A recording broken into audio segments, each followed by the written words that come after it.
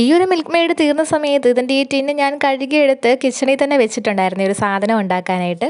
സമയം കിട്ടുമ്പോൾ ഉണ്ടാക്കാന്നൊക്കെ പറഞ്ഞ് മാറ്റി വെച്ചതാണ്. സമയം കിട്ടിയിട്ട് ഞാൻ ആ കാര്യം അങ്ങ് മറന്നുപോയി കേട്ടോ. അങ്ങനെ ഞാൻ മടി പിടിച്ചിരുന്ന സമയത്ത് ഇതിൻ്റെ മേളിൽ കത്തിയും സ്പൂണും ഒക്കെ സ്ഥാനം പിടിച്ചിട്ടുണ്ടായിരുന്നേ. ഞാൻ എന്നാണേലും ഇതും കൊണ്ട് ഉണ്ടാക്കാനായിട്ട് ഉദ്ദേശിക്കുന്ന സാധനം കൊണ്ട് വീട്ടിലങ്ങനെ പ്രത്യേകിച്ച് പ്രയോജനമൊന്നുമില്ല. എന്നാൽ പിന്നെ പ്രയോജനമുള്ളൊരു സാധനം തന്നെ ഉണ്ടാക്കിയേക്കാന്ന് ഓർത്തേ. പിന്നെ ഇവിടുത്തെ സ്പൂൺ സ്റ്റാൻഡിന് ഒരു പ്രത്യേകതയുണ്ട്. ആവശ്യത്തിൽ കൂടുതൽ സ്പൂൺ അതിൻ്റെ അകത്തുണ്ട്. പക്ഷെ നമുക്ക് ആവശ്യമുള്ള ഒരു സ്പൂൺ തപ്പിക്കഴിഞ്ഞാൽ അതിൻ്റെ അകത്ത് കാണത്തേയില്ല. ഒരുപാട് ആർഭാടങ്ങളൊന്നും വേണ്ട. ചെറുതായിട്ട് ഈ ടിന്നിലോട്ട് വൈറ്റ് കളറൊക്കെ അടിച്ചിട്ട് കിച്ചൺ എന്ന് പറഞ്ഞ് ഒരു റൈറ്റിംഗ് ഒക്കെ എഴുതി കുറച്ച് പൂവും കായും ഒക്കെ വരച്ച് വെച്ചേക്കാന്നാണ് ഓർത്ത് തുടങ്ങിയത്. അതാകുമ്പോഴത്തേക്കിനും വലിയ പണിയും ചെയ്യേണ്ട വരത്തില്ല. നല്ലൊരു എസ്തറ്റിക് ലുക്കൊക്കെ ആയിട്ട് കിട്ടുമെന്ന് ഞാൻ പ്രതീക്ഷിക്കുന്നു.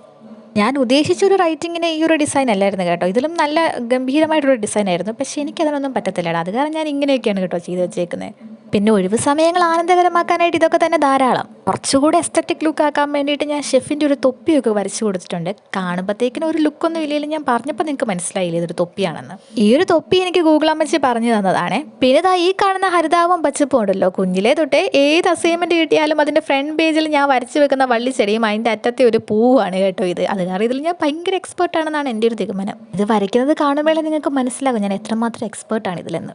ഞാൻ ആദ്യം ഉദ്ദേശിച്ച ഡിസൈൻ എന്ന് പറഞ്ഞു കഴിഞ്ഞാൽ ഈ ഒരു കിച്ചൺ എന്ന് എഴുതി കഴിഞ്ഞിട്ട് അതിൻ്റെ അകത്ത് ഇതുപോലെ ഹാർട്ട് ഷേപ്പ് ഫുൾ അങ്ങ് വരച്ചു കൊടുക്കാമെന്നായിരുന്നു കേട്ടോ. പക്ഷെ അതിലും നല്ലത് ഇത് തന്നെയാണെന്നാണ് എനിക്ക് തോന്നുന്നത്. അങ്ങനെ പെയിൻറ്റിംഗ് ഒക്കെ കഴിഞ്ഞ സ്ഥിതിക്ക് ഇനി സ്പൂണൊക്കെ ഇട്ട് മമ്മീനെ ഒന്ന് കൊണ്ട് കാണിക്കാം.